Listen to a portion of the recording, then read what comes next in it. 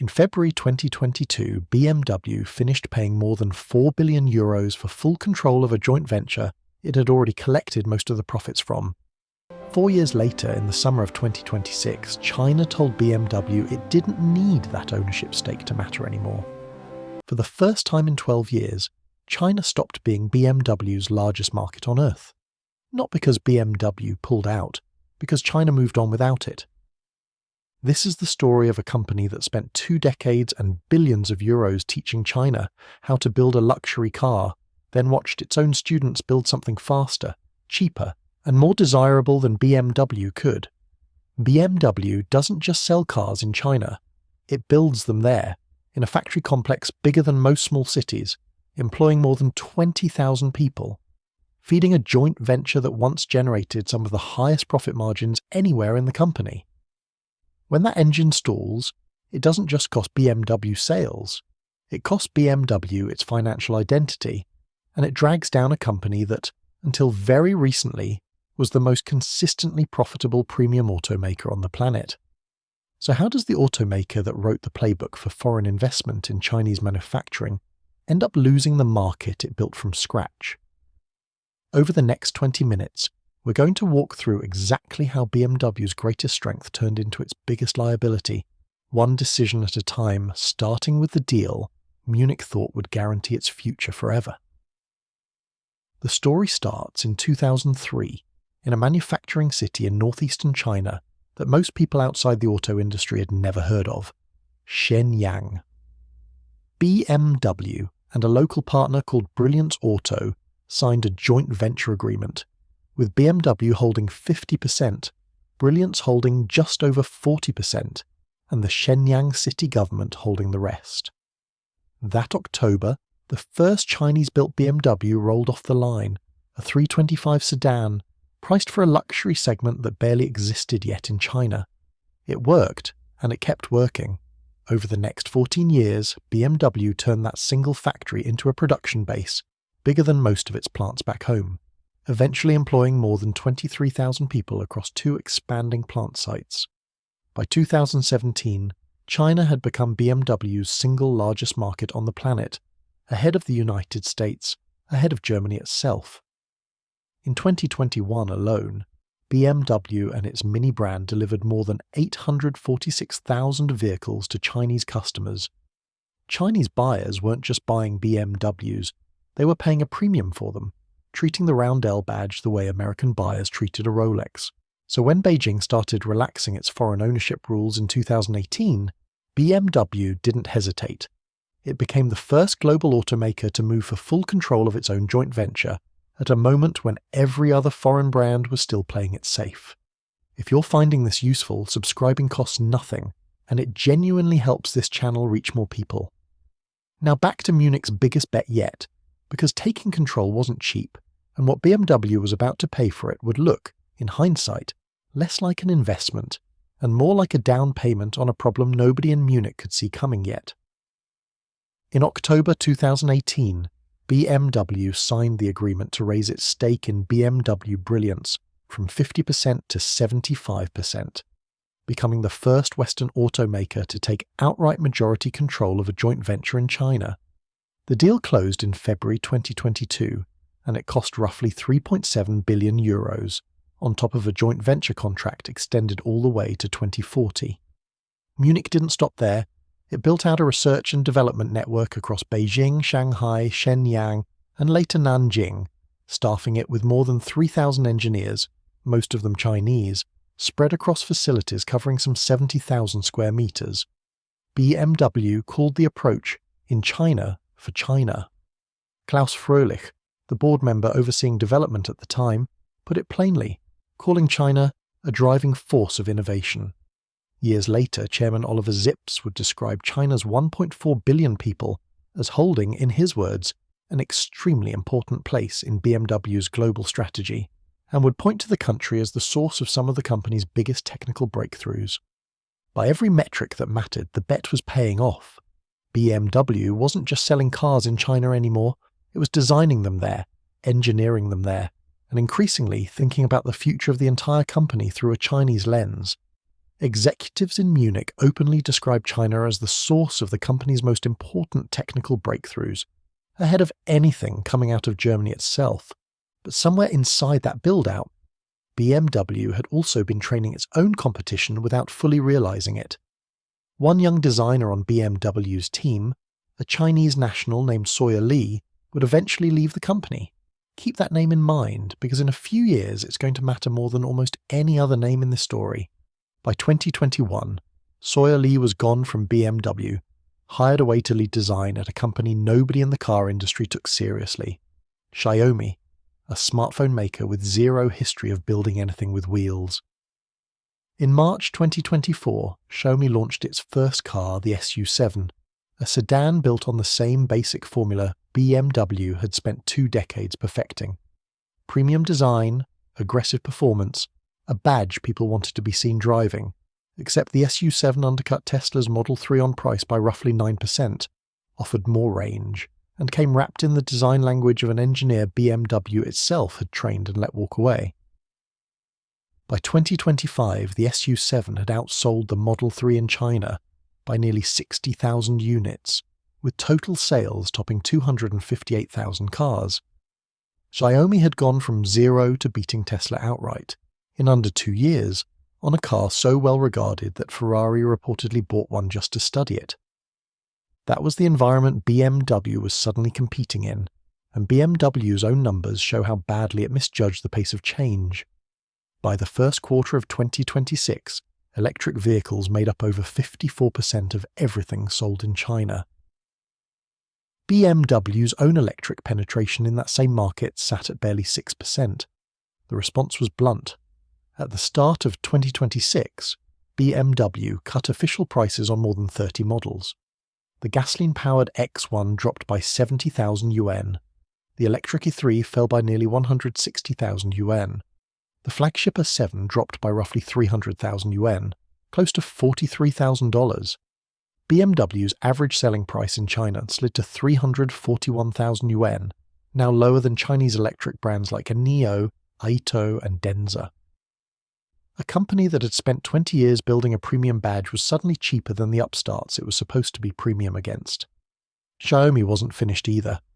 It followed the SU7 with a second model, the YU7, aimed directly at Tesla's best-selling Model Y, and by the middle of 2026, BMW's sales chief was publicly describing Chinese pricing as merely stabilizing, a word that told you exactly how low the bar had fallen. The price cuts were supposed to protect BMW's dealer network. They very nearly finished it instead. Dealers were already selling cars below invoice cost, a practice the industry calls price inversion, and BMW's discounts made the math worse before they made it better. To keep dealers afloat, BMW shifted its compensation payments from quarterly to monthly, starting in October 2024, essentially drip-feeding cash to a network that could no longer survive on its old payment schedule. It wasn't enough. BMW's total sales in China fell 12.5% in 2025, down to just over 625,000 vehicles, a number that pushed the brand back to where it stood in 2018, erasing 7 years of growth in a single year. Group-wide, China was the only major market where BMW's sales fell at all. Then, in the first quarter of 2026, sales dropped again, down another 10%, while rivals Mercedes-Benz and Audi fell 27% and 12% respectively over the same period. According to J.D. Power, BMW's dealer network in China had shrunk to 630 outlets by the first quarter of 2026, 33 fewer than a year earlier. That March, a Beijing area dealer group called Granbaoxin had 10 of its BMW authorizations revoked outright for failing to hit sales targets, and it wasn't the only group losing them. 2 of China's largest dealership operators, Zhongsheng Group and Chengdu Automotive, spent 2025 closing, merging, or converting dozens of underperforming luxury outlets into service-only locations just to stop the bleeding. Nobody at BMW's Munich headquarters called it a crisis, at least not publicly. But the numbers were about to force a decision that had nothing to do with pricing and everything to do with who was actually running the company. In December 2025, BMW's supervisory board announced that Oliver Zipse, the chairman who had personally overseen the stake increase to 75% and championed the In China for China strategy, would step down. His replacement was Milan Nedeljkovic, BMW's head of production, effective May 14, 2026. On paper, this was a routine succession. Zipse was closing in on BMW's unofficial retirement age for board members, and his contract, already extended once, was always going to end sometime in 2026. Nedeljkovic, for his part, had spent more than 3 decades at BMW since joining as a trainee in 1993, running plants in Leipzig, Munich and Oxford, before taking over production for the entire group. But the timing of the handoff was brutal. Zipse turned over the company just weeks after BMW cut its full-year earnings guidance for the 3rd consecutive year, lowering its expected automotive profit margin from a range of 4 to 6% down to just 1 to 3%. The man who spent 7 years telling investors that China was BMW's most important growth engine left the building at almost exactly the moment that engine stalled out. Nedeljkovic inherited a leadership role built entirely around a strategy that was now visibly failing in its most important market, along with a mandate to fix it using a playbook nobody had written yet. It would have been easy to assume the worst was behind BMW at that point. New chairman, clean slate, a natural line to draw under the crisis. For a moment, some analysts read it exactly that way. They were about to be proven wrong. The leadership change wasn't the deepest problem BMW was facing.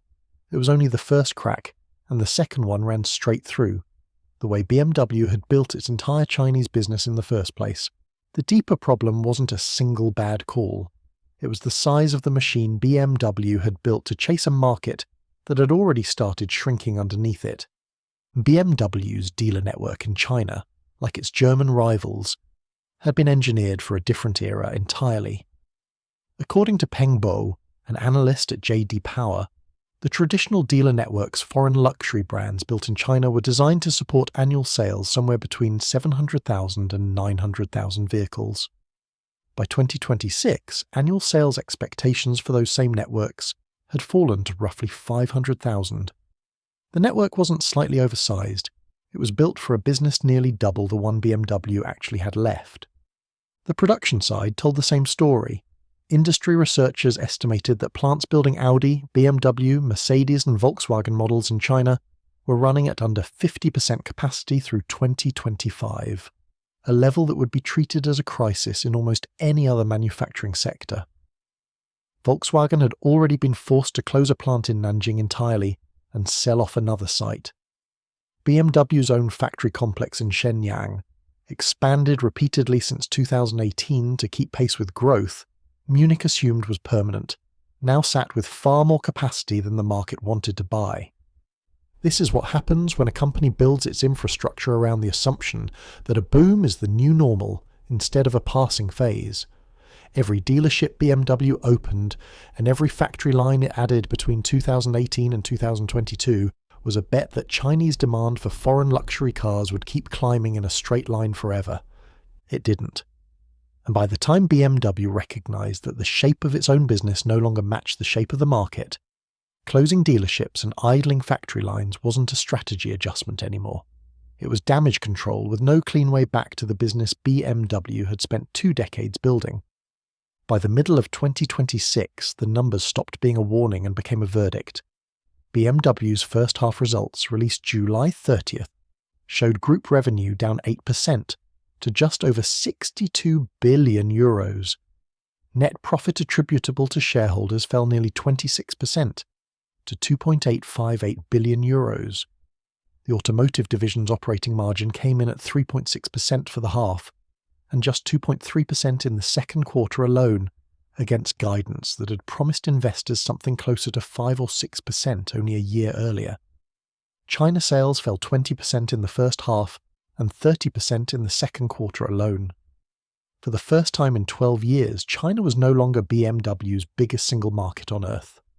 Chairman Milan Nedeljkovic told investors BMW aims to eventually return to its long-term margin corridor of 8 to 10%, but only by the start of the next decade, a timeline that quietly admits 2026 and 2027 are years of retreat, not recovery. That title doesn't come back easily. You don't reclaim 12 years of market leadership because next quarter looks a little better. The infrastructure BMW built to serve that leadership position, the dealerships, the factory capacity, the R&D headcount, all of it now has to shrink to match a smaller, permanently more competitive Chinese market, not grow back into what it used to be. BMW confirmed a restructuring plan to cut 8,000 jobs globally by the end of 2027, targeting hundreds of millions of euros in annual savings starting only in 2028. Management cut full-year guidance for the third straight time and trimmed capital spending by more than 30% to preserve cash. The company that once used China to justify record global profits was now using restructuring charges to explain why those profits had disappeared. 23 years after that first Chinese-built 325 rolled off the line in Shenyang, BMW had gone from teaching China how to build a luxury car to competing against the students it trained on price, on speed, and on the very badge Munich once believed no domestic brand could ever touch. So what actually went wrong?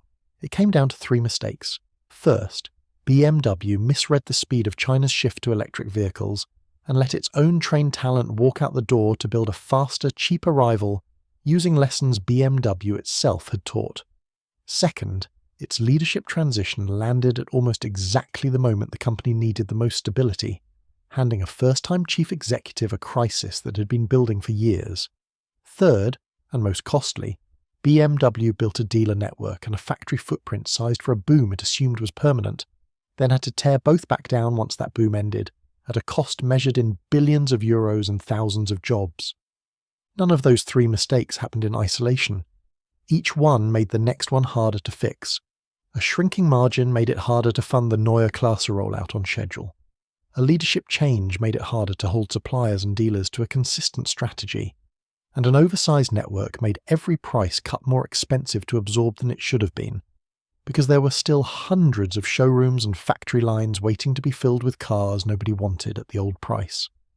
BMW's answer to all of this arrives on August 21st at the Chengdu Auto Show, when the long-wheelbase Neue Klasse X3, engineered specifically for Chinese buyers, opens for pre-orders.